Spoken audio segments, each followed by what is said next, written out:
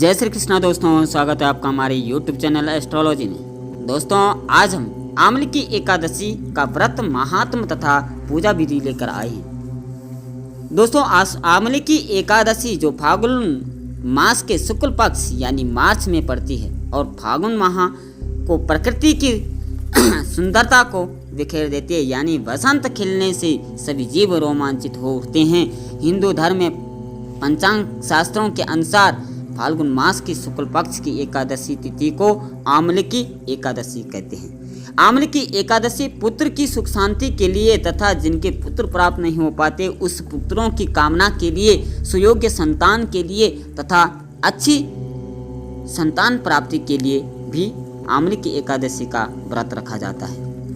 यह आमले की एकादशी का व्रत सभी मनोकामनाओं को पूर्ति के लिए तथा मोक्ष प्राप्ति के लिए रखा जाता है। आमले की एकादशी का व्रत पहले दिन व्रती को दशमी की रात्रि में एकादशी व्रत के साथ भगवान विष्णु का ध्यान करते हुए सोना चाहिए। फिर आमले की एकादशी के दिन सुबह स्नान करके भगवान विष्णु की प्रतिमा के समक्ष हाथ में तिल कुश मुद्रा और जल लेकर संकल्प करें कि मैं भगवान विष्णु की प्रसन्नता एवं मोक्ष की कामना से आमले की एकादशी का व्रत रखता हूँ। मेरा यह व्रत सफलता पूर्वक पूरा हो, इसके लिए श्री हरि मुझे अपनी शरण में रखें। तो आज हम इस वीडियो में आपको आमले की एकादशी का व्रत कथा, विधि विधान, नियम, महत्व तथा विशेषताएं और महात्मा आपको बताएंगे। पहले बात करते हैं फाल्गुन मास शुक्ल पक्ष की आमले की एकादशी का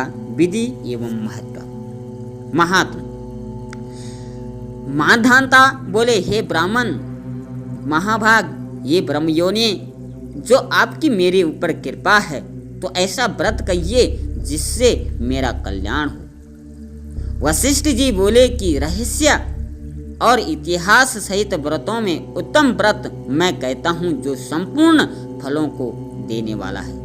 हे राजन, आमले की का व्रत बड़े पापों को नाश करने वाला और सब लोगों में मोक्ष देने वाला तथा कई गोदान के फल के बराबर होता है। हिंसा करने वाले व्याध की जैसी मुक्ति हुई उस प्राचीन इतिहास को मैं कहता हूँ। तो आगे है आमले की व्रत की कथा। कथा इस प्रकार है। ब्राह्मण, क्षत्रिय, शूद्रों से सुशोभित वैदिश नाम का नगर था। ये नृप शार्दुल, वहाँ सुंदर वेद ध्वनि हो रही थी। सुंदर नगर में कोई नास्तिक और दुराचारी नहीं था। वहाँ चंद्रवंशी वासविंदुक राजा के वंश में पैदा हुआ धर्मात्मा सत्यवादी चैत्र रथ नामक प्रसिद्ध राजा था। वह राजा 10,000 हाथियों के समान बलवान, धनी तथा शस्त्र शास्त्रों को जानने वाला था। राज्य में कोई निर्धन और लोभी दिखाई नहीं देता था। उसके समय में सब जगह सुकाल, कल्याण और आरोग्य था। दुर्भिक्ष और महामारी कभी नहीं होती थी। नगर में बहुत मनुष्य विष्णु की भक्ति करते थे और शिवजी का पूजन करते थे। राजा भी उस विशेष रूप से भक्ति करता था। दोनों पक्ष की एकादशी को मनुष्य भोजन नहीं करते थे। ये राज सत्तम, इस प्रकार भगवान की भक्ति करते हुए मनुष्यों को सुखपूर्वक बहुत वर्ष बीत गए। कुछ समय बीतने पर फाल्गुन शुक्ल की पक्ष की द्वादशी युक्त एकादशी प्राप्त हुई। ये विभो, ये नृप, उस एकादशी को बालक बूढ़े सबने मिलकर नियम और उपवास किया। राजा उस व्रत को विशेष फलदायक समझकर नदी में स्नान करके प्रजा के साथ मंदिर गए। राजा ने जल से भरा हुआ कलश स्थापित करके वह कक्ष छतरी, पान्हा, पंचरत्न और सुंदर गंध से सुशोभित किया। दीपमाला से युक्त परशुराम जी के साथ ऋषियों समेत सावधानी से आमले का भी पूजन किया। ये दामदग्न, ये रेणुकानंद वर्धन, ये आमले की छाया से युक्त, ये भुक्ति मुक्ति को देने वाले आपको नमस्कार है।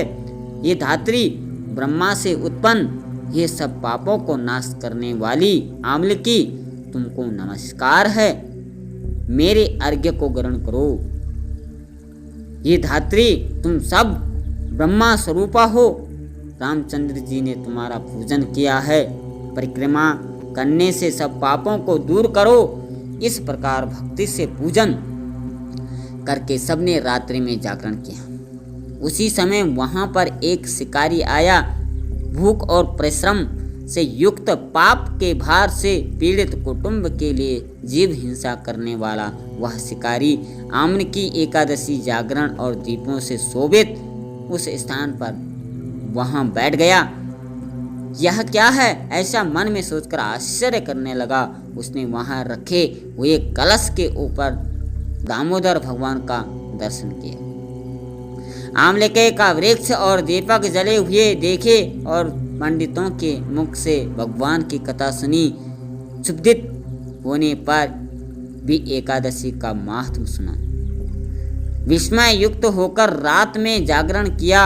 फिर प्रातः काल सब मनुष्य नगर में गए तो शिकारी ने भी घर पर आकर प्रसन्नता से भोजन किया। बहुत काल के अनंतर व्याघ्र की मृत्यु, बहुत समय के बाद बाघ की मृत्यु हुई। एकादशी के प्रभाव से और रात के जागरण से उसे चतुरंगिणी सेना समेत बड़ा राज्य मिला। जयंती नगर का विदुर रथ नाम का एक राजा था।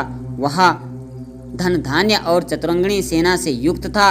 उसी के यहाँ वह शिकारी वसुरथ नाम का बलवान पुत्र हुआ।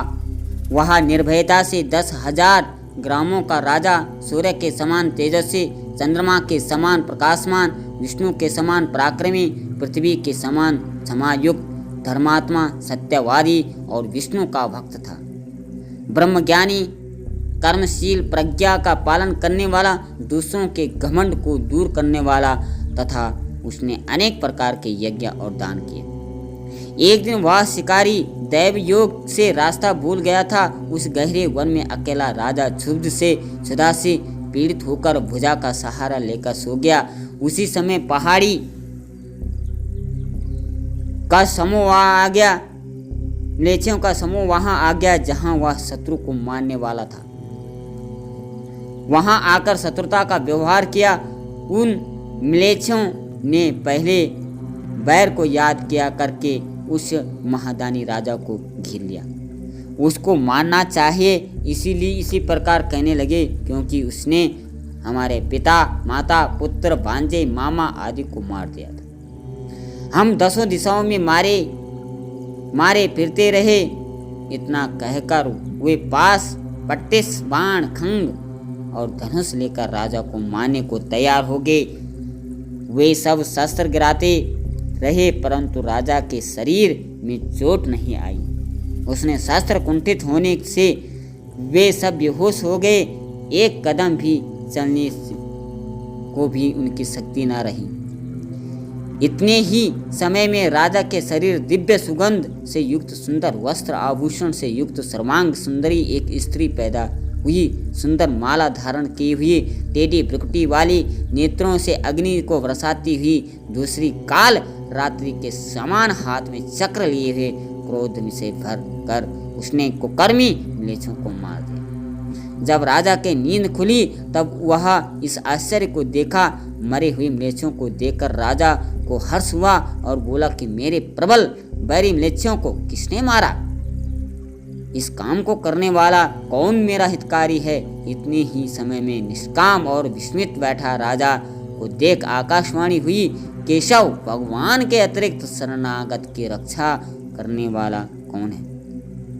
इस प्रकार की आकाशवाणी को सुनकर राजा को बड़ा आश्चर्य हुआ और कुशल पूर्वक वन में अपने घर आ गया। धर्मात्मा राजा इंद्र की तरह राज्य किया। वशिष्ठ जी बोले, हे राजन, जो श्रेष्ठ मनुष्य आमलकी एकादशी का व्रत करते हैं वे निसंदेह ही विष्णु लोक को जाते हैं। तो दोस्तों, आज हमने ये आमलकी एकादशी का व्रत कथा महात्म सुना, इसके विधि विधान भी सुना, जो पापों को नष्ट करने वाला, भयंकर से भयंकर पाप भी माफ कर देते हैं, क्षमा कर देते हैं। आप भी अवश्य इस आमलकी एकादशी व्रत करें। आज के लिए इतना ही। जय श्री कृष्णा दोस्तों।